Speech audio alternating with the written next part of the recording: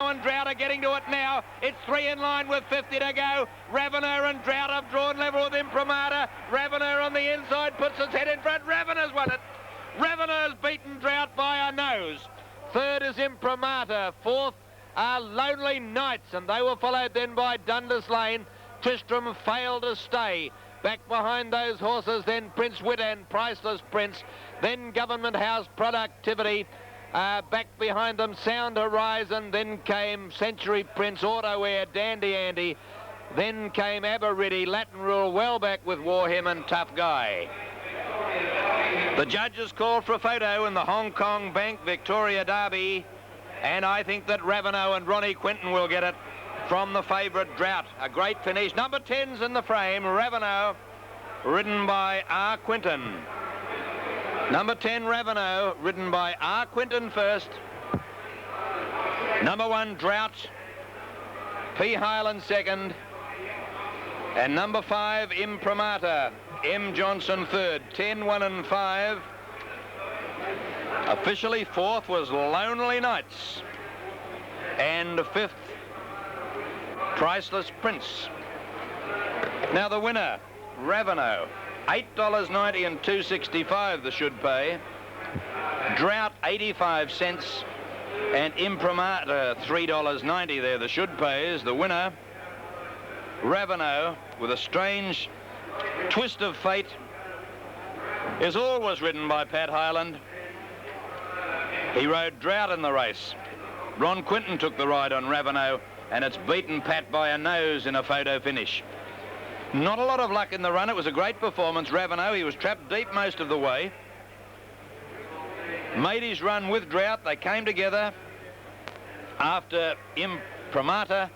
They drew level with it 50 metres from home, and in a sterling finish, he's just won. Ravener is by Voodoo Rhythm from Shioa. The sire of the dam was Golden Orange. And it was trained by Jim Maloney at Epsom, ridden by Ron Quinton. For W. Dupont III, in whose colours it races, the French blue with the old rose crossed sashes and silver sleeves, W.J. Vass, R.P. Legg and N.P. Howard. A great staying performance. Drought, a very good run. He's by Crested Wave from Petronia, trained by John Marr, ridden by Pat Highland. And third, number 5, Imprimatur. My word, we've seen some gallant efforts here today to try and lead all the way. And Imprimatur was another one ridden by Malcolm Johnson, by Imposing from Calera, and it was only in the last 40 or 50 metres that he surrendered. Tristram had the run of the race, couldn't stay. Couldn't carry the weight and stay, let's put it that way. Dundas Lane, he was struggling, a long way from home. Dandy Andy, he got a bit of a check early in the race, and he failed to stay also. Sound Horizon, disappointing run.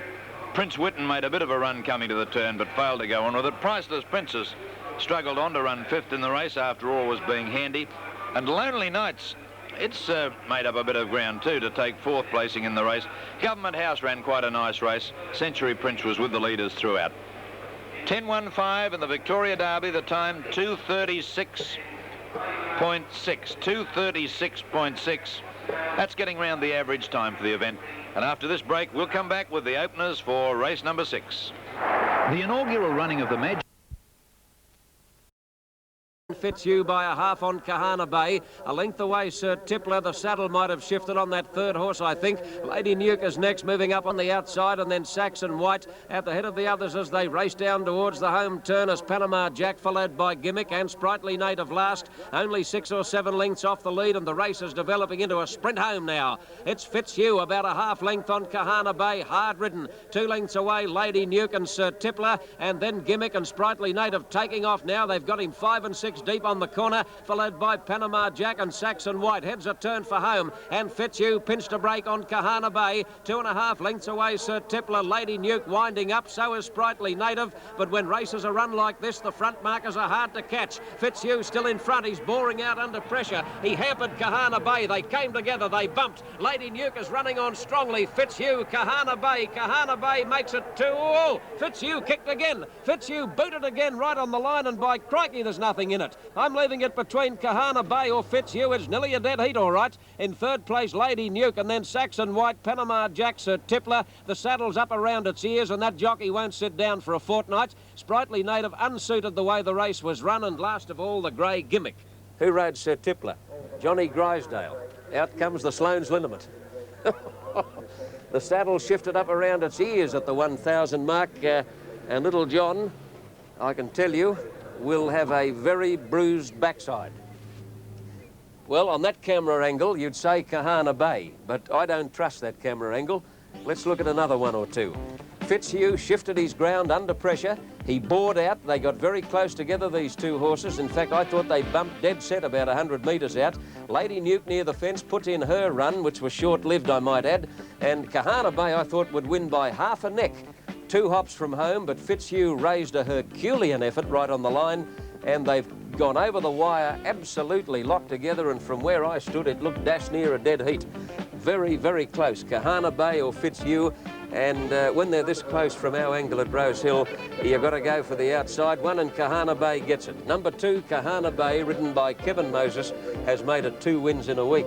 Funny thing, calling the race, I was just about to say those words.